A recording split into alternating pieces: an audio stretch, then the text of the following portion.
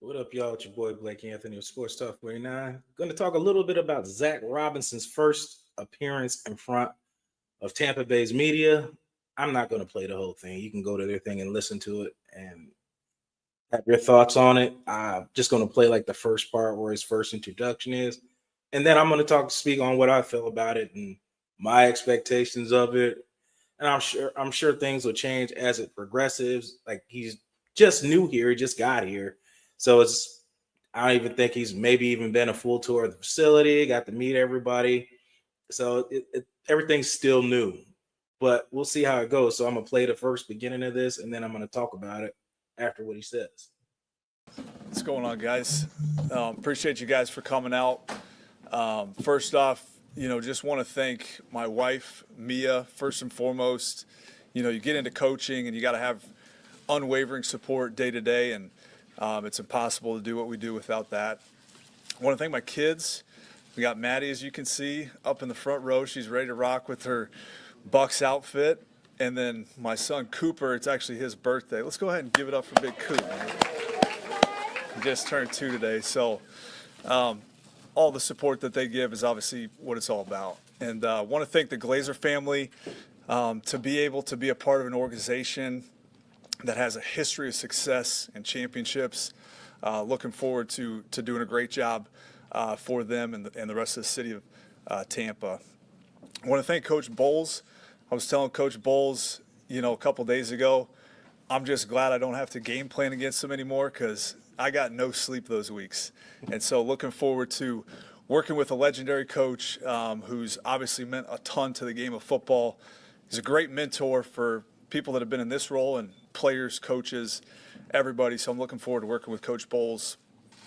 Jason Light and his group, I've only been here a handful of days, and seeing their operation and the way that they communicate, it's evident to see the success that they've had here. And it all starts with the leadership from those guys. So with that, I'll open up to you guys. First thing that come up, he's very confident. He looks genuinely happy to be there. I mean, he's just got hired. You say all the right things you're supposed to say till you get into the nitty gritty of everything. When hot bullets fly, things don't go the way you expect them to go. I mean, that's pretty much when you find out what kind of guy you got is when everything's isn't going good. Can they fix them?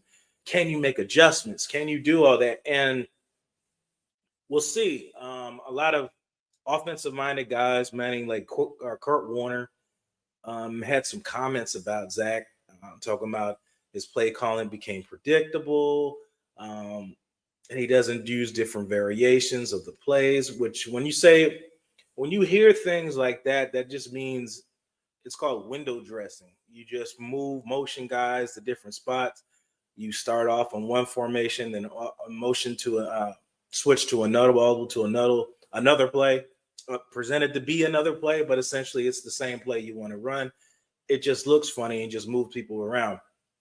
You got to do a good job as a play caller to make those look different, because the guys on defense get paid too. I say we, is I play defense as well. Like we notice tendencies and things like that. We watch how people come out of the huddle. We watch what your split sets are and things like that. So there's things that people give away. You don't always hear those essentially of those stories because people aren't going to tell you what their ins and outs and stuff are until they retire. But it's just stuff like that. You have to make everything almost look the same but look different, but it's different, if that makes sense. It's just you got to make it look different. I think that's kind of what Kurt Warner was saying.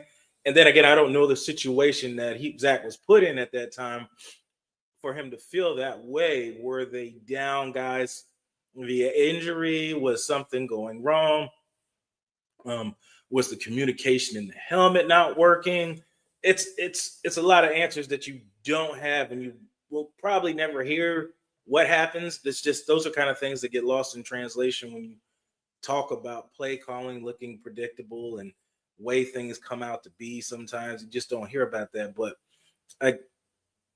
he's a decent looking guy. Came out, he's good in front of the camera. Got him a family. I mean, got to be careful when you move down here to Florida, especially with families. People get lost in the sauce with all that. But I like his confidence. I like to see what he's going to do. He kind of got the same skill sets on offense. I'm talking about personnel, like far as Mike Evans and having Drake London being the same kind of stature of player. Mike, of course, being a little way older than London, Drake London, but you got Godwin, you got Bucky Irving. That's essentially, I'm not saying one for one. I'm just talking about similar skill sets as to your Bijan Robinson in the backfield, as well as the pass catching ability. And I thought that was a lost art that a lot of people didn't talk about as far as Brizard last year. You didn't use Bucky in the same capacity as you did at the beginning of the year as far as his pass catching ability. Same thing with Rachaad White. You have two backs that are pretty much receivers, and you didn't use those skill sets later on in the season, which I think kind of hindered the offense. I said several times, you're only running a 3-man out against a 7 defensive back set. I mean, it's going to be kind of hard to find windows. You're going to have to try to force the ball in the windows. Maybe with Robinson's new offense, you're going to spread. I broke down earlier. I got reels and clips of that where I talk about what the offense look like. I mean, it was very small scale. I just wanted you to see, like, I'm trying to remember what tape you should look at. You should look at was it early when Cup was like really, really hot at the time, and pretty much everything was just over routes, pick routes and things like that. Pick routes so you can free the back coming out, so the backer can't slide out and get the back in the backfield.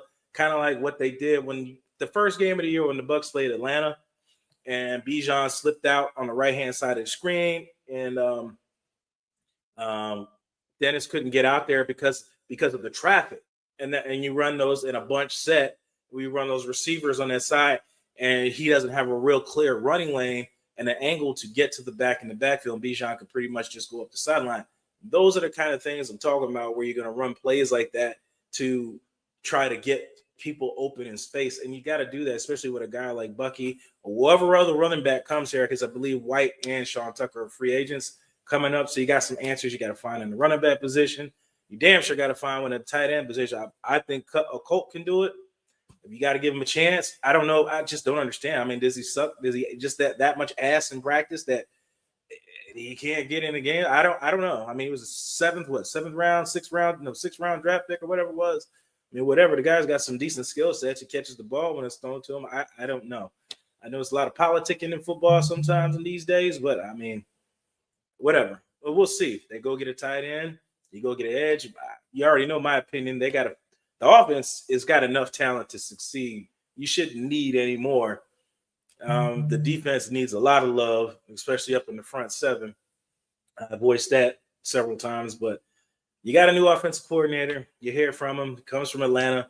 You can share some stories on how he picked apart and used your defense, key points in the game, what they used to attack, what they saw, and you can use each other to kind of get better and figure out what other offensive-minded guys are using to beat your defense and stuff like that. So it's a good and a bad thing that you have a guy in there that has some success against your defense, especially using the tight end Pitts. Essentially, you got the 2 games Pitts played Tampa Bay. I mean, Pitts is going to get paid somewhere. Somebody's going to overpay for him, and then get the kind of Pitts that you had in years 1 through 3, or So we'll see. It's early. We'll get camp. You're going to hear from him a lot more as the season goes on. You have the Super Bowl coming up in 2 weeks, so that's where you're at right now. So, what do you guys think? Initial thought is, I know everybody's happy, everything's brand new. It wasn't the guy essentially a lot of people wanted. You wanted Mike McDaniels, but this is what you got. So that's what I got. And we'll end this as we always do. You're the master of everything. What you do with your life, what you do with it, entirely up to you. See you guys next time.